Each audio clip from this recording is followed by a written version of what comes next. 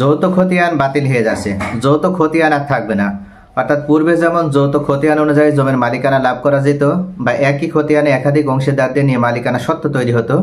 বর্তমানে ডিজিটাল জরিপে কোনো যৌথ খতিয়ান আর থাকছে না এবং যৌথ খতিয়ান সম্পূর্ণভাবে উঠিয়ে দেওয়া হচ্ছে। যৌথ খতিয়ান আসলে কি কারণে উঠিয়ে দেওয়া হচ্ছে এবং পূর্বে যে সমস্ত খতিয়ান যৌথ খতিয়ানভুক্ত ছিল সেই সমস্ত খতিয়ানের ক্ষেত্রে কোনো ইফেক্ট পড়বে কিনা, আজকের এই ভিডিওতে আমি এই সম্পর্কে বিস্তারিতভাবে আলোচনা করব।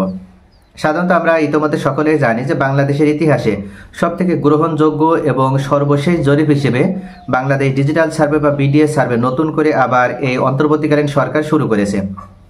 এবং তারই ধারাবাহিকতায় বাংলাদেশে নারায়ণগঞ্জ জেলা এবং গাজীপুর জেলাতে বিডিএস জরিপের কার্যক্রম চলমান রয়েছে।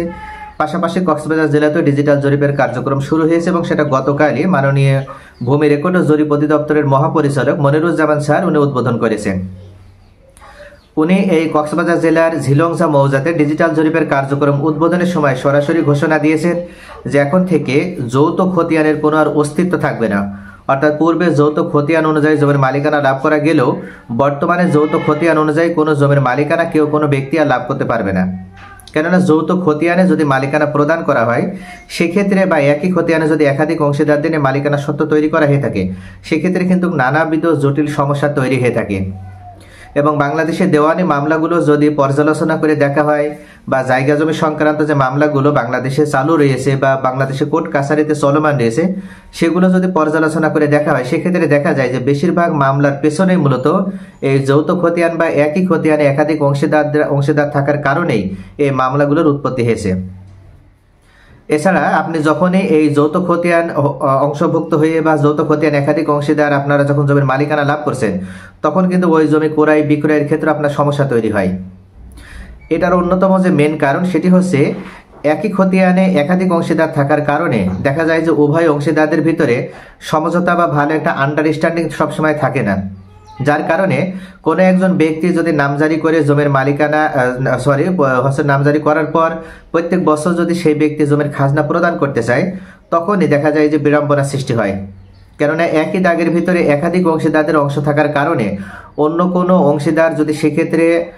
আগ্রহী না হয় বা যদি জমির খাজনা প্রদান করতে না চায় বা অথবা জমি যদি নিজেদের নামে আলাদা আলাদাভাবে নামজারি করতে না চায় সেক্ষেত্রে কিন্তু যত সমস্যা তৈরি হয়ে থাকে। অর্থাৎ যে ব্যক্তি এটার প্রতি উদ্যোগ গ্রহণ করেছে এবং তার অংশ আলাদাভাবে নিয়ে এসে বের হয়ে যেতে চায় এবং তার অংশ আলাদাভাবে নিয়ে এসে নামজারি করে নিতে চায় তিনি কিন্তু এককভাবে কোনোভাবেই তার অন্য যে সহ অংশীদার আছে তাদের এগ্রিমেন্ট ছাড়া বা তাদের হচ্ছে সম্মতি ছাড়া অর্থাৎ তাদেরকে না নিয়ে উনি কোনোভাবে আলাদাভাবে নামজারি করে নিতে পারছে না, এমনকি তার প্রয়োজনে তিনি জমিটা বিক্রয় করতে পারছে না। এছাড়া আরও একটা যে বেশ জটিলতা সৃষ্টি হয়ে থাকে সেটা দেখা যায় যে ওনার বিশেষ প্রয়োজনে তিনি জমিটা যদি হস্তান্তর করতে চায়, তিনি আর স্ত্রীকে যদি দিতে চায় হেবা করে, ছেলে মেয়েদেরকে যদি দিতে চায় হেবা করে বা অন্য কাউকে যদি সম্পত্তি দান করতে চায় সেক্ষেত্রেও কিন্তু তিনি এই উদ্যোগ গ্রহণ করেও কিন্তু এই উদ্যোগটা তিনি ফলপ্রসূ করতে পারে না বা কার্যকর করতে পারে না। এটার অন্যতম কারণ তিনি যতক্ষণ পর্যন্ত নামজারি না করবে ততক্ষণ পর্যন্ত তিনি ওই জমির প্রকৃত মালিক বলে নিজেকে পরিচয় দিতে পারবে না। যেহেতু বাংলাদেশ সরকারের পক্ষ থেকে বর্তমানে এটা নিষেধাজ্ঞা রয়েছে এবং এটা বর্তমানে হচ্ছে বন্ধ করে দেওয়া হয়েছে যে এক খতিয়ানে যদি একাধিক অংশীদার থাকে অর্থাৎ এক দাগের উপরে যদি একাধিক অংশীদারদের অংশ তৈরি হয় সেক্ষেত্রে ওনারা নিজেদের ভিতরে যদি বাটোয়ারা বা বর্ণনা বা দলিল তৈরি না করে তাহলে ওই জমির নামজারি সরকারের পক্ষ থেকে বন্ধ করে দেওয়া হয়েছে। তো এমন অবস্থায় যদি একই দাগে একাধিক অংশীদারদের অংশ থাকে সেক্ষেত্রে উনি যদি ওনার নিজের অংশটা আলাদাভাবে নিয়ে উনি আলাদা অংশ থেকে বা আলাদা অংশ অনুযায়ী যদি নামজারি করে নিয়ে উনি যদি জমির খাজনা প্রদান করতে চায় বা ওনার নিজের প্রয়োজনে যদি জমিটা উনি বিক্রয় করতে চায় বা অন্য কাউকে যদি হস্তান্তর করতে চায় তাহলে ওনার এই উদ্যোগ কোনোভাবেই কিন্তু কার্যকর উনি করতে পারে না।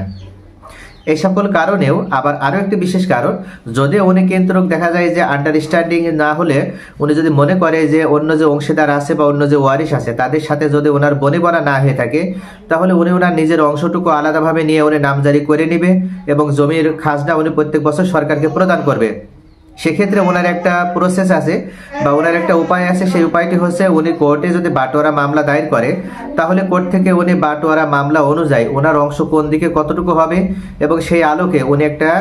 ডিক্রি পাবেন এবং সেই ডিক্রি পাওয়ার পর বা রায় পাওয়ার পর উনি চাইলে সেই রায়ের কপি এসিল্যান্ড অফিসে জমা দেওয়ার মাধ্যমে উনি নামজারি করে নিয়ে ওই জমির খাজনা প্রদান করতে পারবেন এবং ডিক্রি অনুযায়ী উনি ওনার জমির পজিশন অনুযায়ী যেখানে পজিশন দিবে বা যেখানে পজিশন দেবে সেই আলোকে সেখানে কিন্তু উনি দখল নিতে পারবে।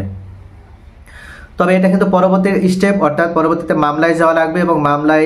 এইটা মামলা করার পর তবেই কেবল উনি এই বাটোয়ারা অনুযায়ী বা বাটোয়ারা মামলা দায়ের করার পর ওনার এই জমি আলাদাভাবে উনি বন্টন করে নিতে পারবে বা নামজারি করে নিতে পারবে। কিন্তু এখানে মামলায় যাওয়া মানে তো খরচ থাকে, মামলায় যাওয়া মানে একটা হয়রানি থাকে, মামলায় যাওয়া মানে অর্থের অপচয় হয়, বিভিন্ন সমস্যা থেকে থাকে। আবার দেখা যায় যে টাইম মতন বা সময় মতন ওই ব্যক্তির ওখানে কিন্তু সময় বের করে ওনাকে হাজিরা দিতে হবে, মামলার খোঁজ খবর রাখতে হয়। এক কথায় বিশেষ জটিলতা থাকার কারণে অনেক ব্যক্তি কিন্তু এই শেষের যে স্টেপটি বললাম বা যে মামলা করার যে ধাপ, এখানে অনেকে এগোতে চায় না। যার কারণে বর্তমানে অন্তর্বর্তীকালীন সরকারের পক্ষ থেকে এই বিষয়টিকে অত্যন্ত গুরুত্ব সহকারে বিবেচনা করা হচ্ছে এবং অদূর ভবিষ্যতে ভূমি মালিকদের ভিতরে জমির মালিকানা নিয়ে কোনো ধরনের যেন সন্দেহ সংশয় বা কোনো ধরনের যেন সংঘাত বা কন্ট্রাডিকশন যেন তৈরি না হয়, সেই কারণে এখন থেকে বাংলাদেশে যেখানে নতুনভাবে ডিজিটাল জরিপ কার্যক্রম শুরু করা হচ্ছে সেই জায়গাগুলোতে যারা ডিজিটাল জরিপের সাথে জড়িত আছে, কর্মকর্তা কর্মচারী হিসেবে বা দায়িত্বশীল হিসেবে যারা আছে, তাদেরকে বলে দেওয়া হচ্ছে যে একই খতিয়ানের অন্তর্ভুক্ত হয়ে একাধিক ব্যক্তির মালিকানা বা একাধিক ব্যক্তির নাম যেন কোনোভাবে অন্তর্ভুক্ত না করা হয়। প্রয়োজনে যেখানে রেকর্ড কার্যক্রম পরিচালনা করা হবে সেখানে কোনো ব্যক্তির মালিকানা যদি পূর্বে এক খতিয়ানের অন্তর্ভুক্ত থাকে, তাহলে তাদেরকে ওই এক খতিয়ান থেকে বের করে নিয়ে এসে নতুনভাবে তাদের নামে নামে আলাদা আলাদাভাবে খতিয়ান সৃজন করতে হবে এবং আলাদা আলাদাভাবে দাগ নাম্বারও সৃজন করতে হবে। এক্ষেত্রে দেখা যায় যে পূর্বে হয়তো এক দাগের উপরে তারা 4 জন 5 জন বা 6 জন মিলে অংশীদার ছিল, এখন সেই এক দাগ 4-5 খণ্ড হবে, অর্থাৎ প্রত্যেকের আলাদা আলাদাভাবে দাগ নাম্বার সৃষ্টি হবে এবং প্রত্যেকে আলাদা আলাদা দাগ নাম্বার নিয়ে আলাদা আলাদা খতিয়ানের অন্তর্ভুক্ত হয়ে জমির মালিকানা লাভ করবে বা রেকর্ডে তার নাম অন্তর্ভুক্ত করবে। এইভাবে মূলত কার্যক্রম পরিচালনা করার জন্য রেকর্ডের সাথে দায়িত্বশীল যে কর্মকর্তারা আছেন, যে বিশেষ দায়িত্বশীল কর্মচারী বৃন্দ আছেন, তাদেরকে নির্দেশনা দেওয়া হয়েছে সরকারের পক্ষ থেকে এবং ওনারা এই নির্দেশনা ফলো করে ওনাদের কার্যক্রম ওনারা পরিচালনা করছে। এটার অন্যতম যে কারণ সেটা আমি এতক্ষণ আপনাদের সামনে বিশ্লেষণ করে দিলাম যে এই মূলত এই কারণটাই বা এই সমস্যার কারণেই এখন থেকে যৌথ খতিয়ান আর থাকবে না বা যৌথ খতিয়ানের পরিবর্তে এককভাবে খতিয়ান সৃষ্টি হবে এবং একই খতিয়ানে যে দাগ নাম্বার তৈরি হবে সেই একক দাগ নাম্বারের মালিকও হবে একজন। অর্থাৎ সরকারের পক্ষ থেকে এই মিশনটিকে সামনে নিয়ে এটাকে বাস্তবায়ন করার আলোকে বাংলাদেশ সরকারের পক্ষ থেকে রেকর্ড পরিচালনা করা হচ্ছে এবং ইতিমধ্যে বাংলাদেশের 4টি জেলাতে এই রেকর্ড কার্যক্রম চলমান রয়েছে। আপনারা ইতিমধ্যে সকলে হয়তো জানেন যে নারায়ণগঞ্জ জেলার রূপগঞ্জ থানার 15টি মৌজা এবং গাজীপুর জেলার কালীগঞ্জ থানার 2টি মৌজা, টোটাল 17টি মৌজাতে আনুষ্ঠানিকভাবে গত 7ই নভেম্বর মাননীয় ভূমি উপদেষ্টা এফ হাসান আরিফ সাহেব উনি ডিজিটাল জরিপের কার্যক্রমের উদ্বোধন করেন। পরবর্তীতে আবার চট্টগ্রাম জেলাতে ডিজিটাল জরিপের কার্যক্রম শুরু হয়েছে এবং গতকাল মাননীয় ভূমি রেকর্ড ও জরিপ অধিদপ্তরের মহাপরিচালক মনিরুজ্জামান স্যার উনি কক্সবাজার জেলার কক্সবাজার সদর থানার ঝিলংসা মৌজাতে এই ডিজিটাল জরিপের কার্যক্রম উদ্বোধন করেছেন। তাহলে ভিউয়ার্স আশা করি বুঝতে পারছেন যে এখন থেকে যৌথ খতিয়ানের কোনো অস্তিত্ব আর থাকবে না, সেখানে একক খতিয়ান সৃষ্টি হবে এবং একক খতিয়ানে একক মালিক হিসেবে একজন মালিকের নামে ওখানে থাকবে এবং দাগ নাম্বারও ওনার জন্য আলাদা আলাদাভাবে থাকবে, অর্থাৎ এক দাগের মালিক হিসেবে উনি একাই সেই দাগের মালিকানা লাভ করবে।